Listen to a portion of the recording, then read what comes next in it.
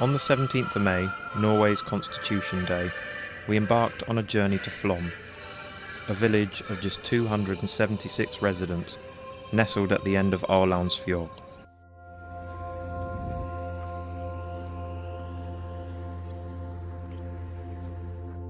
Despite its small size, Flåm welcomes nearly 500,000 travellers each year, drawn by its breathtaking landscapes and rich cultural heritage.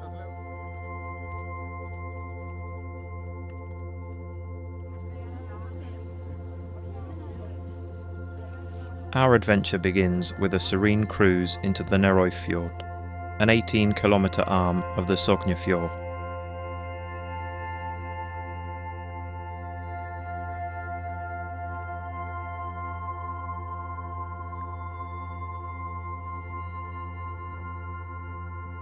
At its narrowest, it's just 250 metres wide, flanked by cliffs towering over 1,700 metres.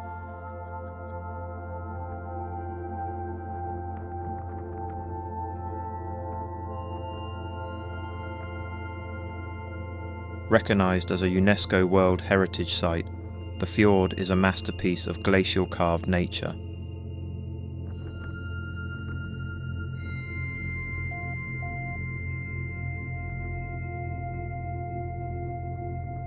In spring, melting snow from the highlands feeds countless waterfalls, more than we could count, rushing down every valley wall.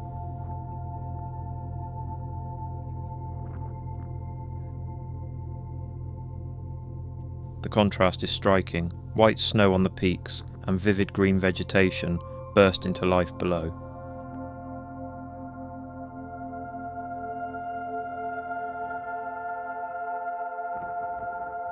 This very landscape inspired Disney's fictional kingdom of Arendelle in Frozen, with fjords, peaks and folklore woven into the film's setting. At the small historic hamlet of Styvi, we step onto the Royal Postal Road.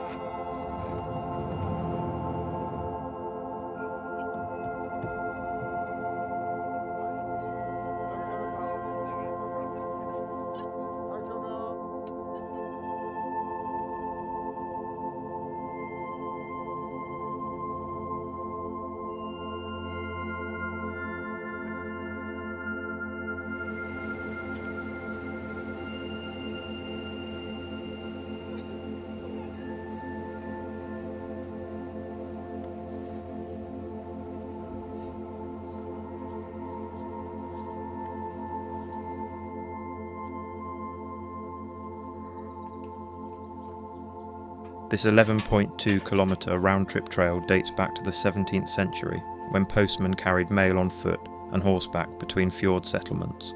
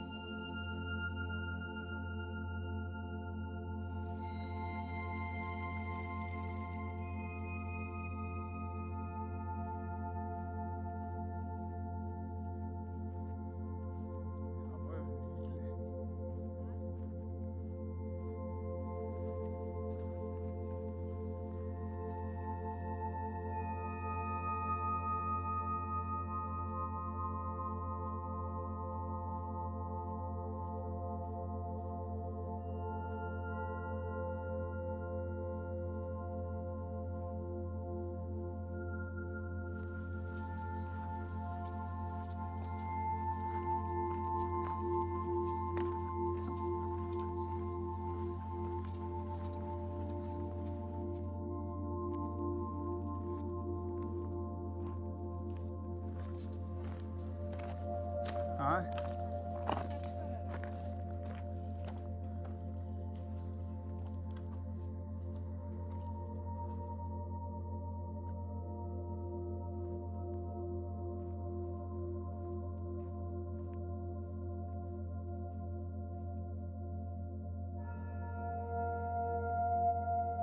The trail itself is a living artefact. Cobbled stretches, dry stone walls, and wooden mileposts guide the way.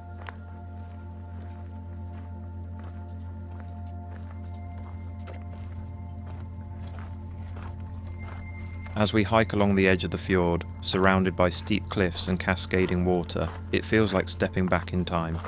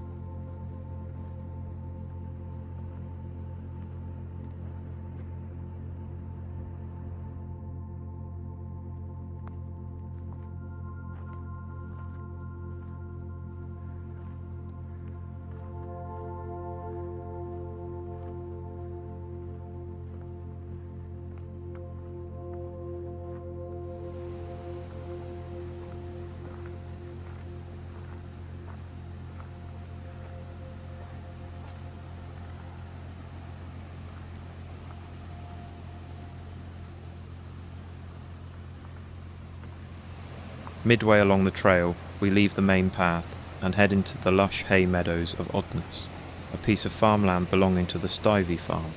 In summer, the vegetation here is almost tropical, with a richness and density that envelops you.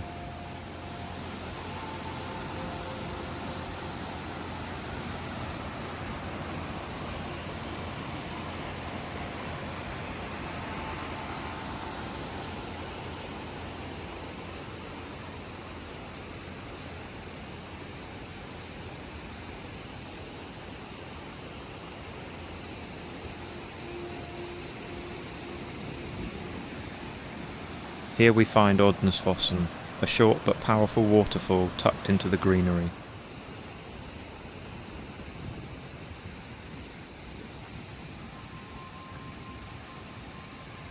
We step right up to the roaring cascade, the air thick with mist. It's a hidden gem and one of the most rewarding moments on the walk.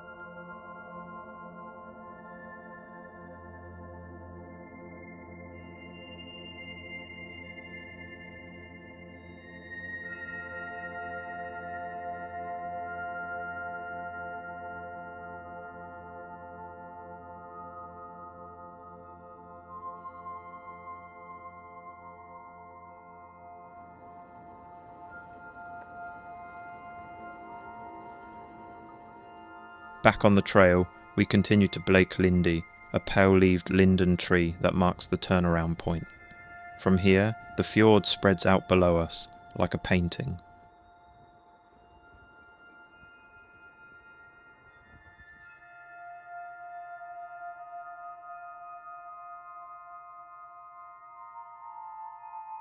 The 17th of May is often celebrated with brass bands, speeches, and streets full of flags. But here, the celebration felt quieter, deeper. In place of parades, we had silence. In place of speeches, waterfalls. In place of crowds, space. We honoured Norway not in song, but in steps and some flags.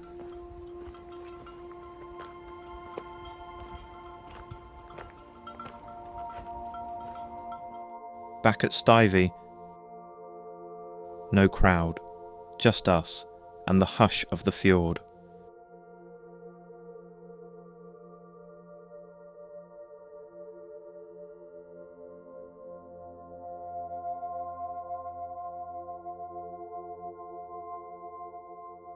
Then we hear it, the gentle hum of an electric motor.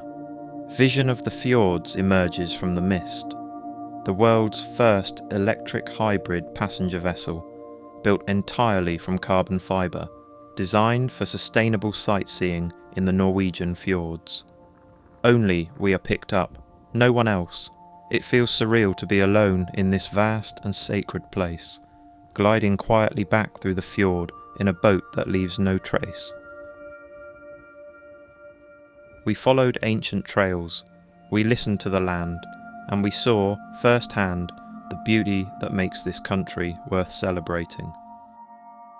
This was our 17th of May, a national day among the fjords, a memory carved not in stone, but in water, wind, and light.